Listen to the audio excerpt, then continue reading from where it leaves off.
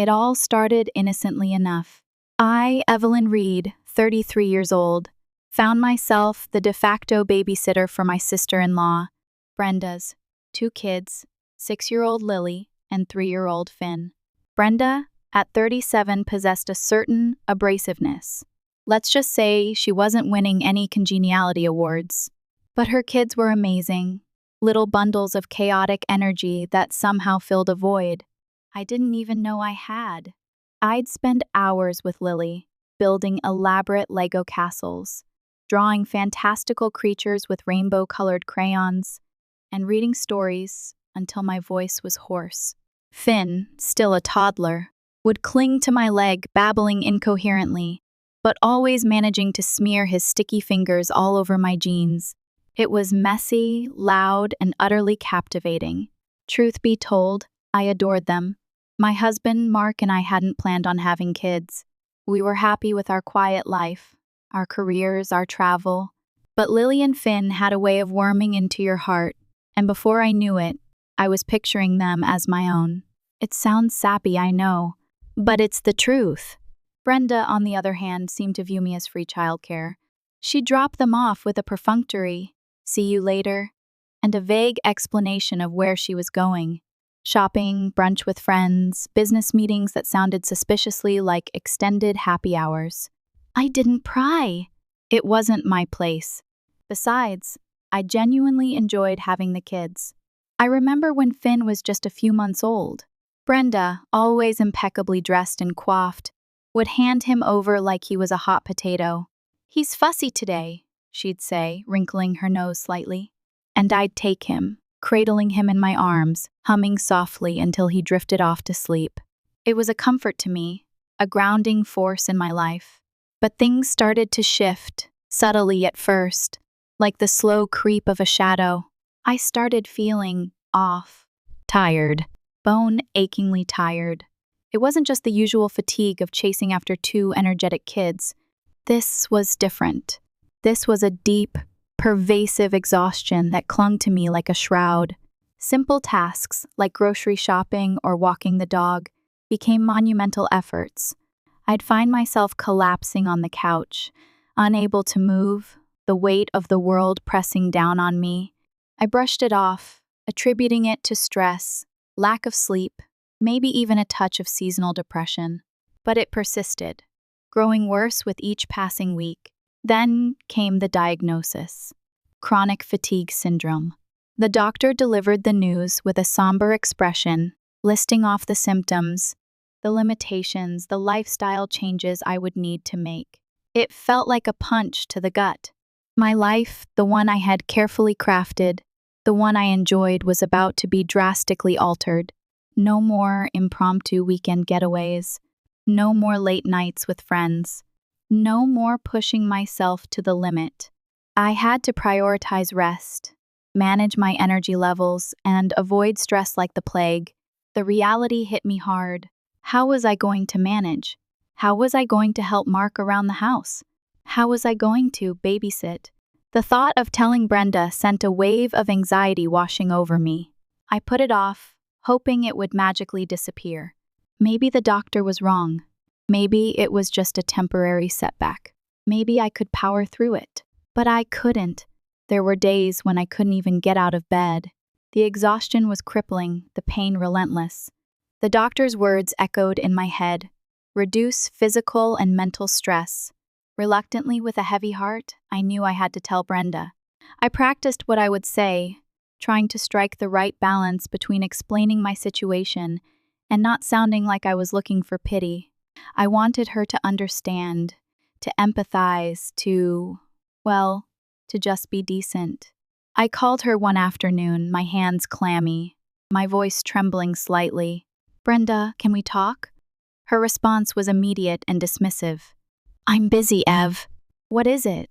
I took a deep breath and launched into my carefully rehearsed speech. "I need to tell you something. I've been diagnosed with chronic fatigue syndrome. It's going to affect my ability to do things. I'm going to need to make some changes." There was a moment of silence on the other end of the line, and I dared to hope that maybe, just maybe, she was understanding. Then she spoke, and the hope evaporated. What are you talking about? What changes?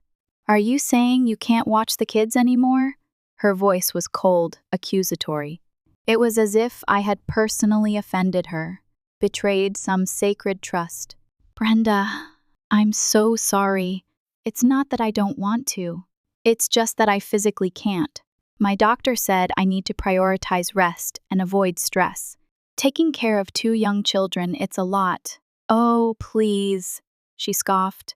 What do you do all day anyway? It's not like you're working some high-powered job. You just sit around, right? Her words stung sharper than I had anticipated. I had thought she knew me better than that. I had thought she knew I was doing my best, that I wasn't just lounging around doing nothing. I tried to explain, to articulate the crushing fatigue, the constant pain, the mental fog that enveloped me, but it was like talking to a brick wall. It's not just sitting around, Brenda. It's managing my health. It's trying to function like a normal human being when my body feels like it's constantly fighting a losing battle. So, you're saying you're too sick to watch my kids? That's just convenient, isn't it? When I need you the most. Her self-centeredness was breathtaking. It was all about her needs, her convenience. My health, my well-being meant nothing. Brenda, I'm not doing this to hurt you. I'm doing this for my health. I can't keep pushing myself. It's going to make me worse. Oh, I'm sure you'll be just fine, she said, dripping with sarcasm. You probably just need to get out more. Maybe taking care of my kids would do you some good. Get you off the couch. I closed my eyes, trying to maintain my composure. Arguing with her was like trying to nail Jell-O to a wall. It was futile, exhausting, and ultimately pointless. Brenda, I'm not going to argue with you about this. I've made my decision. I can't babysit regularly anymore. Fine, she snapped. But don't expect me to be understanding when you need something from me. The line went dead. I stared at the phone in my hand, feeling a mixture of anger, frustration, and sadness. I had hoped for understanding, for compassion, for a little bit of human decency, but I had gotten none of it. The next few weeks were a constant barrage of guilt trips and passive-aggressive comments. She'd send me texts asking when I was going to start babysitting again, or how much she needed help. It was like she was trying to wear me down, to break my resolve. At first, I stood my ground. I stuck to my decision, prioritizing my health, listening to my body. But after a while, the guilt started to creep in. I missed Lily and Finn. I missed their laughter, their hugs, their innocent faces. I missed feeling needed, feeling like I was making a difference. I started to question myself. Was I overreacting? Was I being selfish? Maybe I could still help a little, even if it wasn't as much as before. But then I'd remember the crushing fatigue, the debilitating pain, the fear of pushing myself too far. I didn't want to end up in a worse condition just because I felt guilty. I knew I had made the right decision, but it didn't make it any easier. I was caught between my desire to help and the need to protect myself. It was a constant internal battle, a tug of war between my heart and my head. Brenda, of course, didn't make it any easier. She continued her relentless campaign of guilt and manipulation, chipping away at my resolve, making me feel like the worst person in the world. They miss you, she'd say, referring to the kids. Lily keeps asking when you're coming over to play. Or, I'm so stressed out. I don't know what I'm going to do. I can't afford a full-time nanny. It was a constant reminder of what I was no longer able to do, of the burden I was supposedly placing on her. I started to dread checking my phone. Every message from Brenda was a potential landmine, waiting to explode with guilt and resentment. I tried to avoid her, to create some distance between us, but that was difficult. We were family. We saw each other at holidays, birthdays, family gatherings. There was no escaping her completely. And the more I tried to distance myself, the more persistent she became. It was as if she was determined to make me pay for daring to prioritize my own needs. I knew, deep down, that this wasn't going to end well. Brenda wasn't the type to let things go. She held grudges like they were precious jewels, polishing them, cherishing them, and using them to inflict maximum damage. I just didn't know how far she was willing to go. I was about to find out. A month later, we received an invitation to a family dinner at my in-laws' house. Honestly, I had mixed feelings about going. I hadn't seen Brenda since our last, less than pleasant conversation, and the thought of facing her filled me with dread. But I got along well with the rest of the family. My in-laws, bless their hearts, were kind and supportive, always ready with a listening ear and a comforting word. And Mark, of course, wanted to go. He loved his family, and he hated the thought of causing any more drama. So I agreed. I plastered on a fake smile, swallowed my anxiety, and told myself that things would be civil. Maybe Brenda had taken some time to reflect on her behavior. Maybe she would even apologize. I knew I was being naive. Brenda wasn't one for apologies. But a girl could dream, right? The moment we walked in, I could feel the tension in the air. Brenda greeted us with that smug smile she always wore, the one that made me feel like she was already plotting something. "Evelyn," she said, her voice dripping with false sweetness. "So glad you could make it. We were starting to think you were too sick to leave the house." I forced a smile. "It's good to see you too, Brenda." The rest of the family greeted us warmly, oblivious to the undercurrent of animosity between Brenda and me. We sat down at the table, and the usual pleasantries began. "How's work? How's the house? How's the dog?" It seemed like it was going to be a normal family dinner. A little awkward, maybe, but manageable, until Brenda decided to speak. "So, Evelyn," she said loudly, her voice cutting through the chatter, "are you still too sick to help with my kids? Or is that just an excuse because you're too lazy to get off the couch?" The room fell silent. All eyes turned to me, waiting for my response. I felt my face flush with anger. I hadn't told the other family members about my condition. I had wanted to avoid the pitying glances and the well-meaning but ultimately unhelpful advice.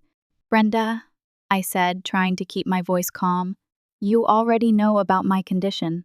It's not an excuse. I'm just trying to take care of my health." "Health?" she scoffed. "Maybe watching the kids would do you some good. It would get you out of your self-pity spiral." She laughed, a harsh, grating sound that echoed in the silence of the room. The rest of the family exchanged uncomfortable glances. My blood was boiling. I wanted to lash out, to tell her exactly what I thought of her, to expose her selfishness and her cruelty. But I knew I couldn't. Not in front of the family. Not at my in-laws' house. I took a deep breath, trying to regain my composure. "Brenda, I've already explained this to you. I can't babysit regularly right now. It's not good for my health." "Oh, I get it," she said, her eyes narrowed. "You're too good for us now. You're too important to waste your time on my kids."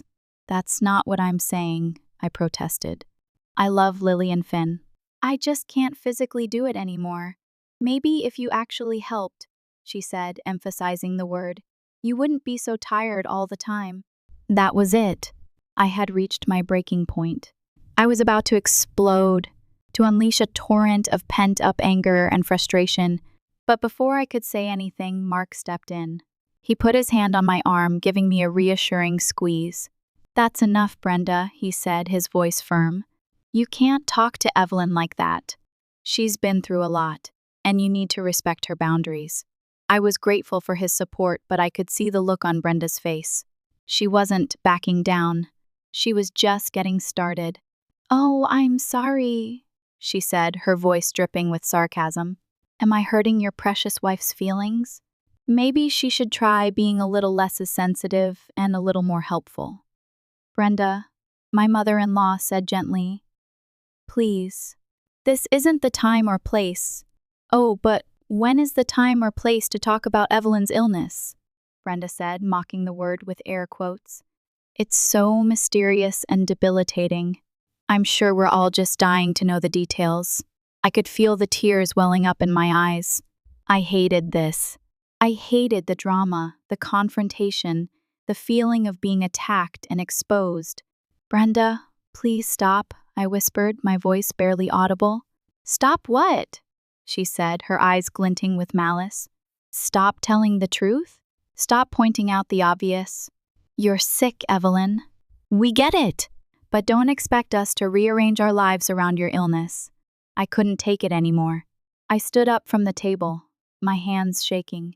"I'm leaving," I said, my voice trembling. "I can't do this." Mark stood up with me. "I'm going with you." We turned and walked out of the house, leaving Brenda and the rest of the family in stunned silence. As we drove home, I burst into tears. I felt humiliated, exposed, and utterly defeated. Brenda had won. She had managed to ruin another family gathering, to make me feel like a pariah, to reinforce my feelings of guilt and inadequacy. "I'm so sorry, Ev," Mark said, his voice filled with concern. "I can't believe she would do that. In front of everyone." "It's okay," I said, wiping my eyes. "It's not your fault. Brenda's just Brenda." But it wasn't okay. It wasn't okay that she treated me like this. It wasn't okay that she dismissed my illness, mocked my struggles, and made me feel like I was somehow less than. I knew I had to do something.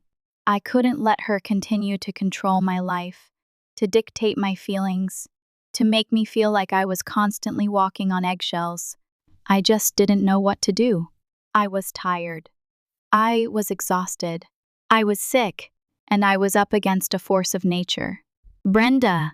A few days after the disastrous family dinner, I was at home, trying to relax after another exhausting day. I had spent the morning cleaning the house, a task that left me feeling completely drained. I was curled up on the couch, reading a book, when I heard a knock on the door. I wasn't expecting anyone, so I was surprised when I opened it to find a police officer standing there. "Evelyn Reed?" he asked, his voice professional and impersonal. "Yes," I said, my heart starting to pound. "I'm Officer Davis. I am here to follow up on a theft report." I stared at him, dumbfounded. "A theft report? What are you talking about?"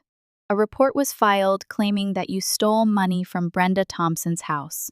My mind went blank. I couldn't process what I was hearing. "Brenda?" "Brenda accused me of stealing from her?" "That's correct. She reported that a significant amount of cash went missing from her home, and she believes you are responsible." I felt a surge of anger, so intense that it almost took my breath away. Brenda had gone too far. This wasn't just a petty argument or a passive-aggressive comment. This was a deliberate attempt to destroy my reputation, to ruin my life. "This is ridiculous," I said, my voice trembling. "I didn't steal anything from her." "This is a lie. I understand MAAM, but I have to follow up on all reports. Would you mind answering a few questions?" "Of course," I said, trying to regain my composure. "I have nothing to hide." The officer asked me a series of questions about my relationship with Brenda, my whereabouts on the day of the alleged theft, and my financial situation. I answered truthfully and calmly, trying to suppress the rage that was bubbling inside me.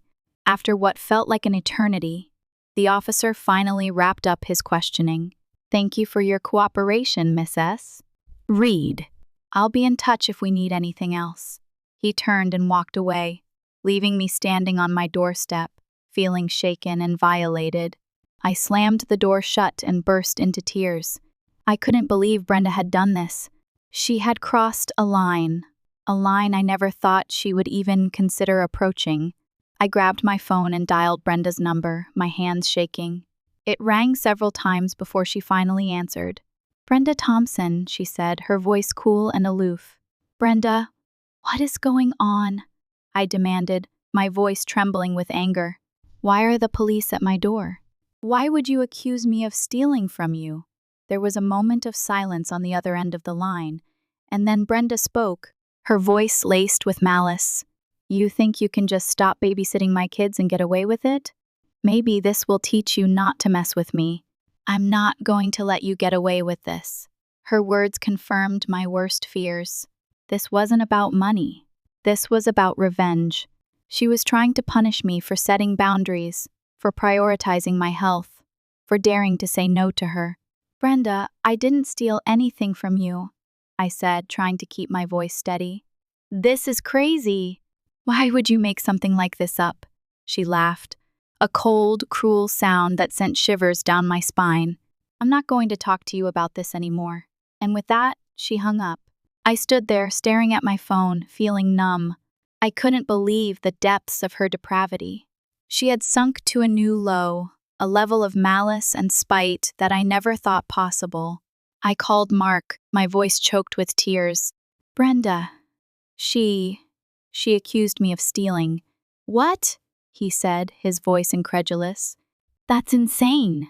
I'll be right there. He arrived a few minutes later, his face etched with concern. I told him everything that had happened, from the police officer's visit to Brenda's chilling phone call. He listened patiently, his anger growing with each passing word. When I was finished, he wrapped his arms around me, holding me tight. I'm so sorry, Ev, he said, his voice filled with rage. She's going to pay for this. I promise you, she's going to pay. I knew Mark would do everything in his power to protect me.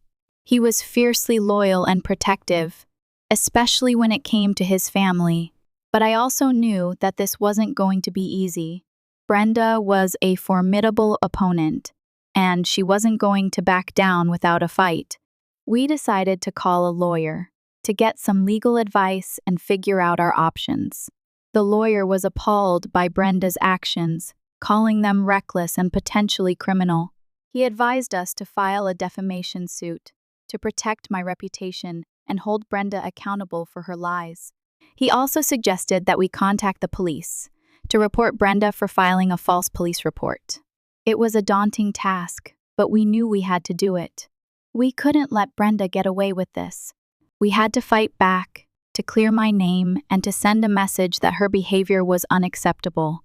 The next few days were a whirlwind of legal consultations, police interviews, and frantic phone calls.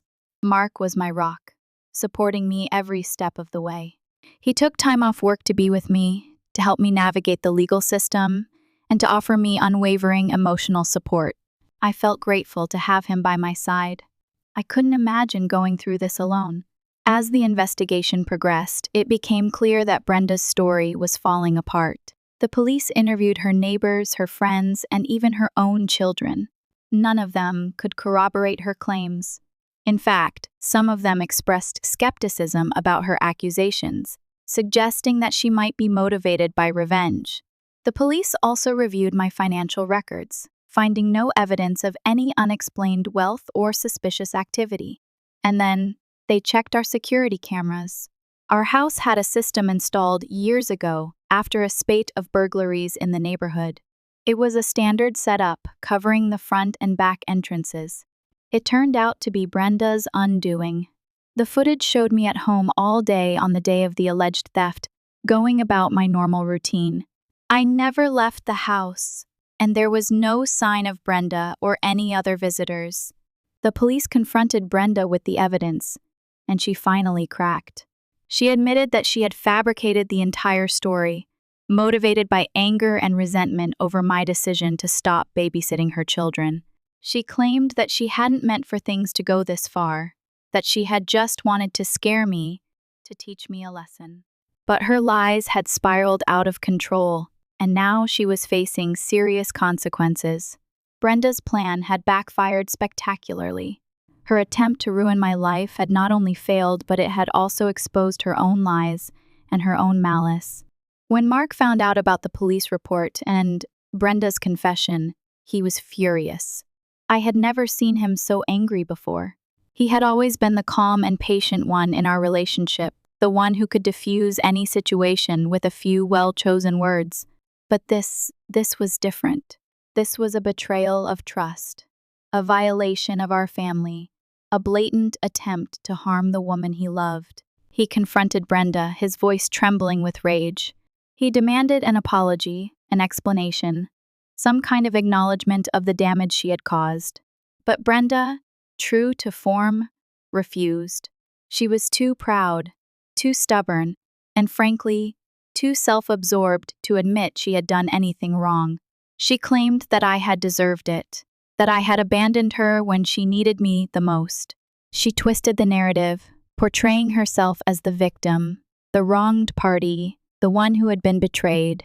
Mark was disgusted. He told her that he never wanted to speak to her again, that he was ashamed to be related to someone so cruel and vindictive. He stormed out of her house, leaving her to wallow in her own self-pity and denial. The fallout from Brenda's actions extended far beyond our immediate family. Word of the false police report spread like wildfire through our social circles, our workplaces, and even our church. People were shocked and appalled by Brenda's behavior. They couldn't believe that someone would stoop so low, would deliberately try to harm another person out of spite. I received an outpouring of support from friends, neighbors, and even strangers. People sent me messages of encouragement, offering their sympathy and their outrage. They praised my strength and my resilience, telling me that they admired the way I had handled the situation. It was overwhelming in a good way. It reminded me that there were good people in the world, people who cared about justice and fairness, people who were willing to stand up for what was right. But the support didn't erase the damage that Brenda had caused.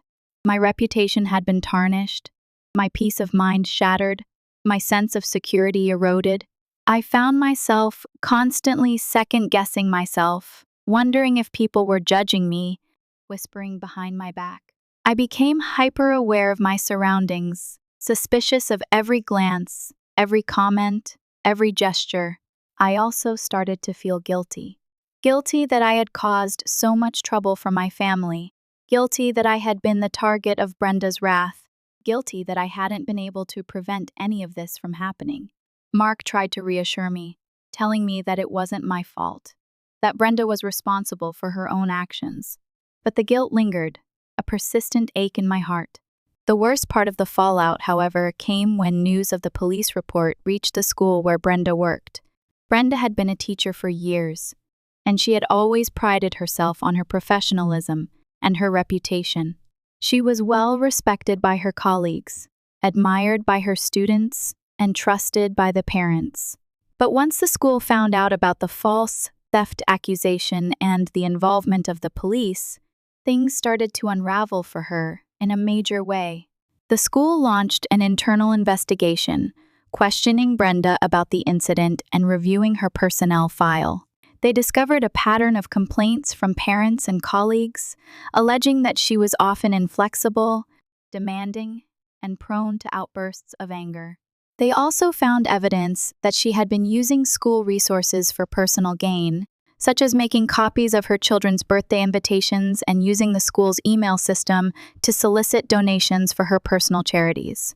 The school board decided to suspend Brenda, pending further investigation.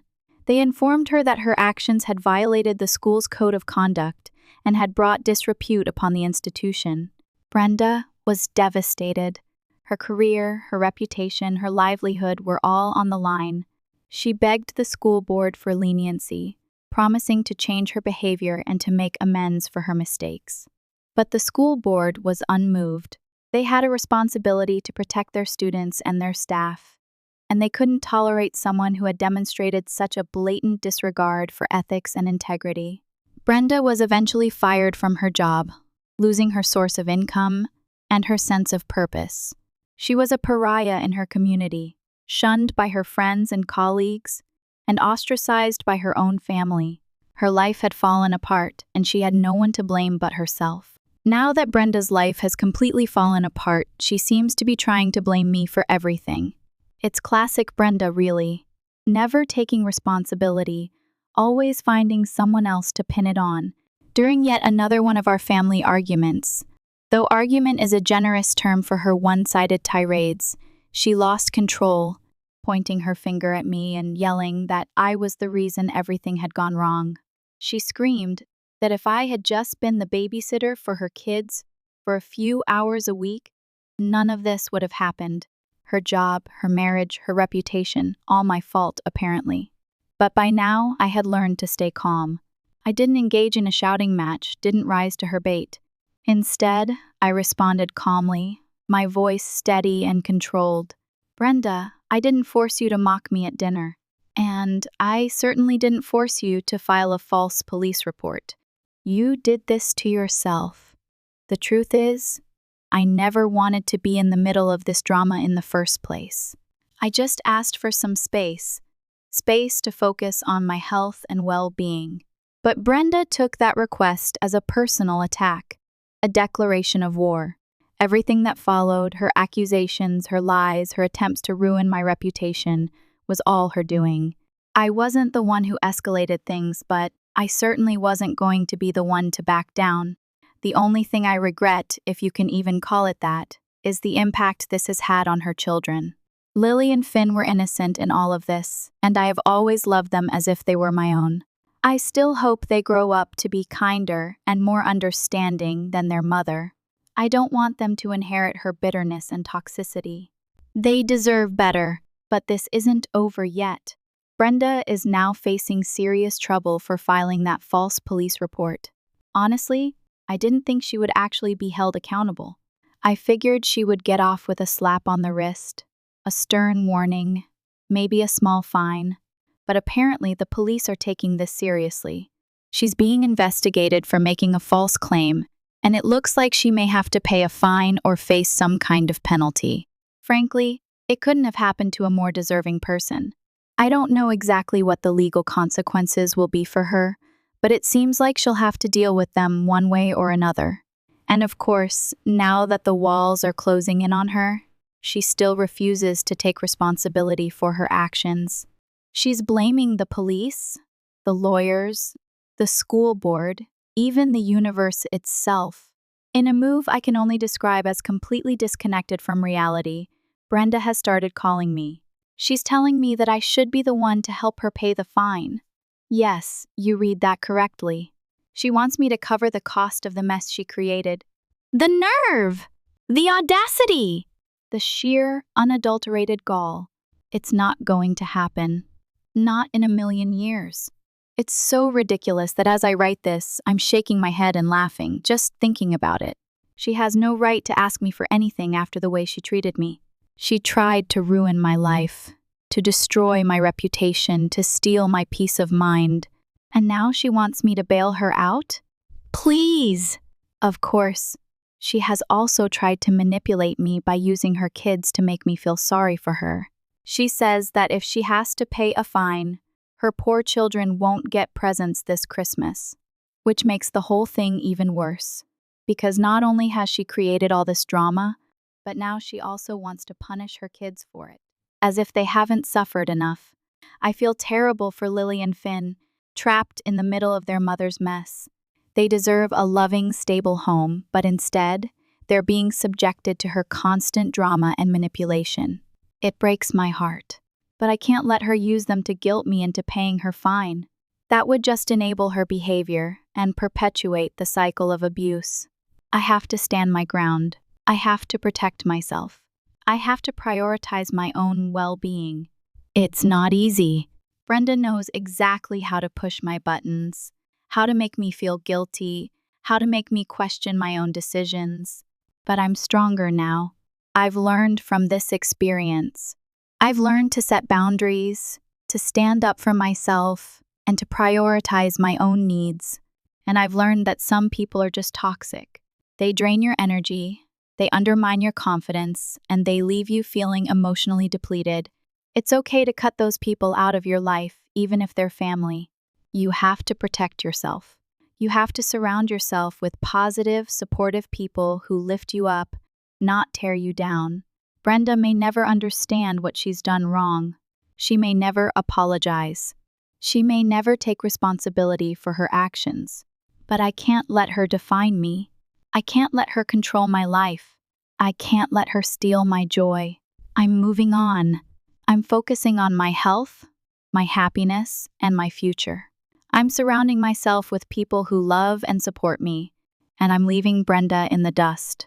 Okay, so I figured I'd give a few updates based on some questions I've seen. And also, just to add some context, because this whole saga has been a lot. Update 1. I know some of you have questions about my condition. I just want to say up front that I don't feel comfortable sharing too many details about it here. I hope you understand. It's personal, and honestly, dredging it all up again is exhausting in itself.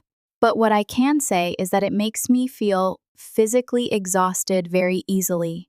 It's something I'm still adjusting to, and it has been a challenge. I'm learning to pace myself, to listen to my body, and to prioritize rest. But it's not always easy to explain, especially when it comes to other people's expectations. They see you one day looking relatively okay, and the next you're laid out on the couch. It's hard for people to grasp that inconsistency.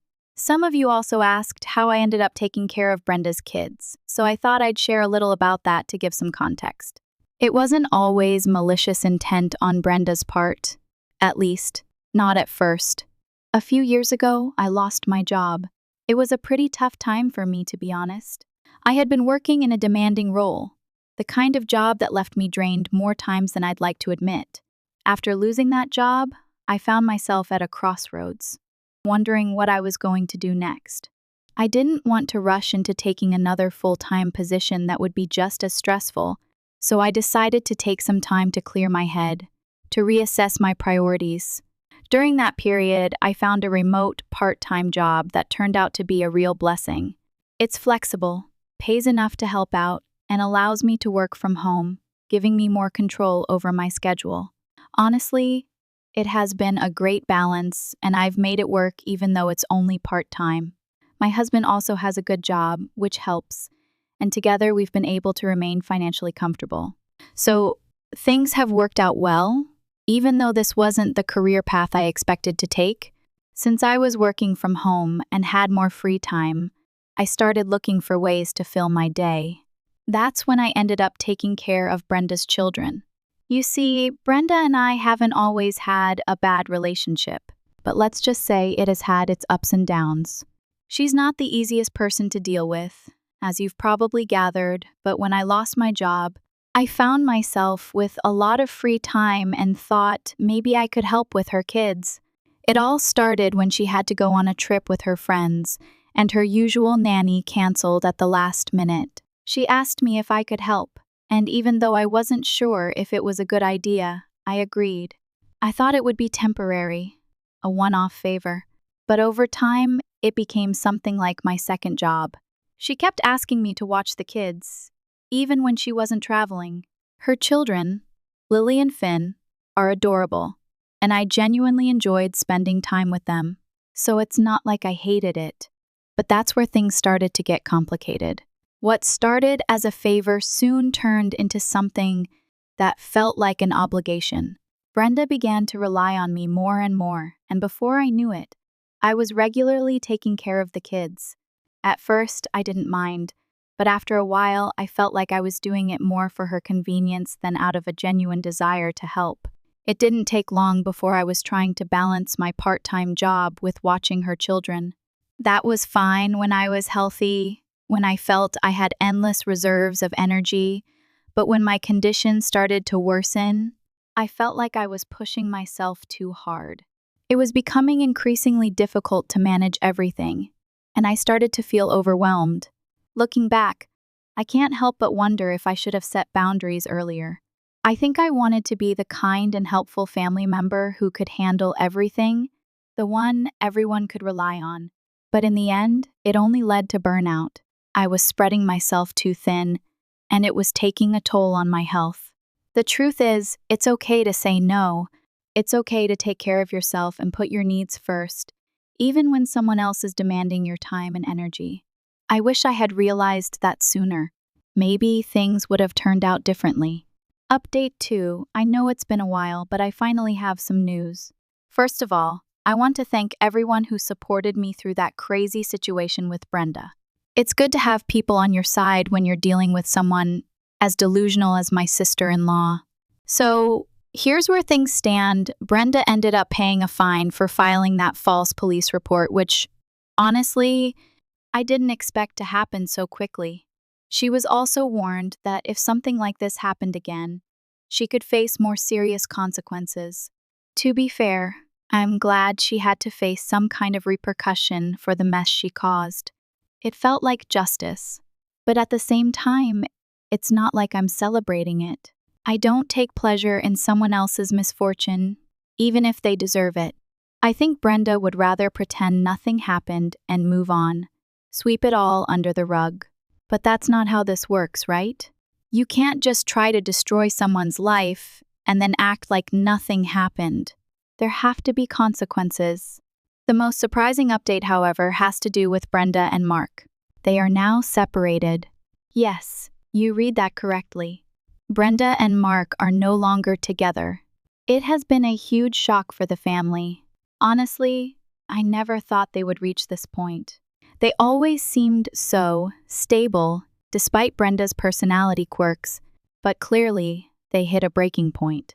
Mark was furious when he found out everything Brenda had done, especially the false report. That was the last straw for him. I think he had been putting up with her behavior for years, trying to smooth things over, trying to keep the peace. But he couldn't excuse her actions anymore. It was too much. It wasn't long before they started living apart. From what I know, they are working on their relationship, going to therapy, and trying to figure things out. It seems like Mark wants to try to fix things, to salvage their marriage, but I don't know if it's possible. There's only so much a person can take. I don't know what will happen to them in the long run, but I guess there's still a chance they can work things out if they're both willing to put in the effort. Right now, I've distanced myself from their drama. I can't get involved. I don't have the energy, and frankly, I don't want to. It's hard to care when you've been dragged into a situation where you were falsely accused of something you didn't do. As for Brenda, she still blames me for everything that happened. Of course! She refuses to talk to me, which at this point is honestly a relief. I don't think I could handle any more of her toxicity. There's a limit to what a person can endure before they have to protect their own peace. And right now, I'm doing what I can to focus on my health and happiness. I've learned the hard way that just because someone is family doesn't mean they have your best interests at heart. Some people will manipulate and take advantage of you, no matter how much you try to help them. At some point, you have to draw a line to say enough is enough and to prioritize your own well-being. What's been a bit harder to deal with is not being able to see Mia and Noah. I miss those kids. They were a big part of my life for a while, and even though things were complicated with Brenda, I really enjoyed spending time with them. They're smart, sweet kids, and it feels strange not to be a part of their lives now. I know they probably miss me too, but I don't know if I'll ever get the chance to see them again. Brenda has made it clear that she wants nothing to do with me, and I don't want to cross any boundaries. It's a sad situation, but I have to accept it. As for those wondering about my husband and in-law's role in all of this, I haven't mentioned them much because my husband values his privacy and didn't want me to include him too heavily. I've changed some names and details to protect his anonymity. He has allowed me to share this because many people have asked, but he doesn't want any friends or co-workers recognizing him. He's a private person. My husband has tried talking to Brenda, but he hasn't been able to calm her down, so to speak. Right now, he's not speaking to her and only communicates with his brother-in-law, Mark. The same goes for my in-laws, who have supported me since the day they learned about my condition. But since they're not extremely relevant to the story, I've left them out because the issue here is primarily between my sister-in-law and me. Besides, it would take too long to explain everyone's reactions one by one. And honestly, I'm tired of talking about it. Update 3.